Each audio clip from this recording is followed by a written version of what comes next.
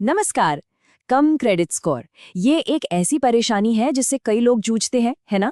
अक्सर जब लोन लेने की जरूरत पड़ती है तो यही स्कोर एक रुकावट बन जाता है।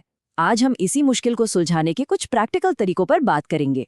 तो चलिए शुरू करते हैं और देखते हैं कि कौन-कौन से रास्ते हमारे पास हैं। अरे ये तो बहुत लोगों की कहानी है। जब पैसों की सबसे ज्यादा जरूरत होती है, ठीक तभी ये सिबिल स्कोर आड़े आ जाता है। और हाँ, ये सिचुएशन काफी स्ट्रेसफुल होती है, लेकिन घबराने की कोई बात नहीं है। और यही यही वो सबसे जरूरी बात है जिसे याद रखना है। इसका मतलब ये बिल्कुल नहीं कि लोन मिलना नामुमकिन है। हाँ, रास्ता शायद थोड़ा मुश्किल हो, पर बंद नहीं हुआ है। सही जानकारी और सही स्ट्रैटेजी के साथ कम स्कोर होने पर भी लोन मिल सकता है। तो हमारी पहली और शायद सबसे असरदार स्ट्रैटेजी है जॉइंट लोन।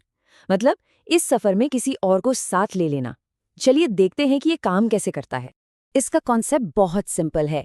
इसमें लोन के लिए अकेले अप्लाई नहीं करना है, किसी ऐसे इंसान के साथ मिलकर अप्लाई करना है जिसकी फाइनेंशियल प्रोफाइल, मतलब सिबिल स्कोर वगैरह एकदम मजबूत हो।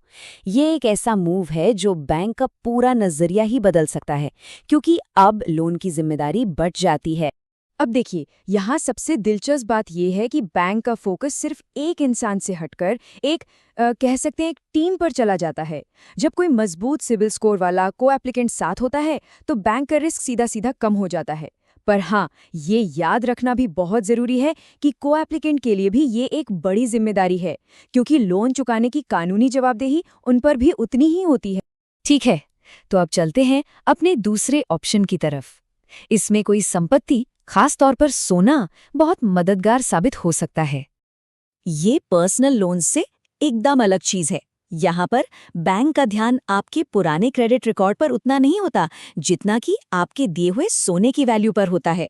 क्योंकि लोन का अमाउंट सोने की कीमत से जुड़ा है, तो बैंक के लिए ये बहुत ही सेफ हो जाता है। ये तो समझिए पूरा गेम ही बदल देता है।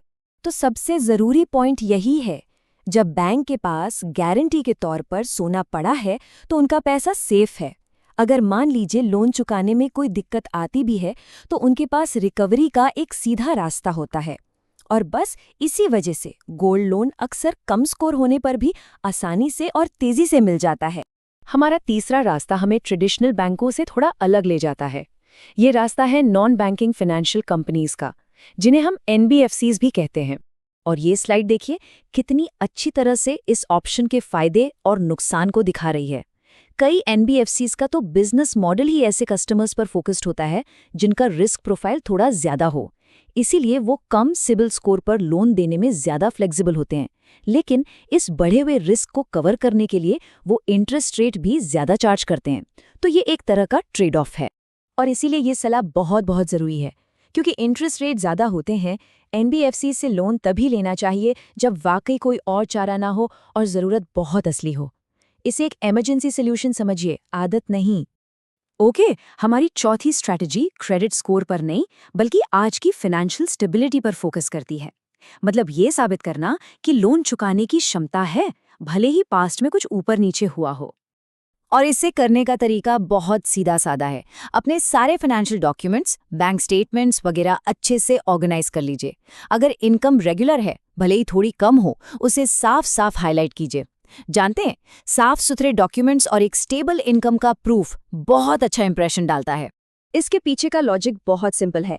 जब बैंक देखता है कि खाते में रेगुलर पैसा आ रहा है, फाइनेंशियल हालत स्थिर है, तो ये आपके पुराने क्रेडिट स्कोर की कुछ कमियों को ढक सकता है। ये सब भरोसा बनाने की बात है। अच्छा, अभी तक हमने सॉल्यूशंस की बात की, लेकिन अब एक बहुत ही जरूरी चेतावनी पर ध्यान देना होगा। देखिए, जब लोग परेशान होते हैं तो वो स्कैम्स का आसान शिकार बन जाते हैं। जी हाँ, इस सिचुएशन में बहुत सावधान रहने की जरूरत है। जब कोई फाइनेंशियली मजबूर होता है तो फ्रॉड करने वालों के लिए वो एक आसान टारगेट बन जाता है।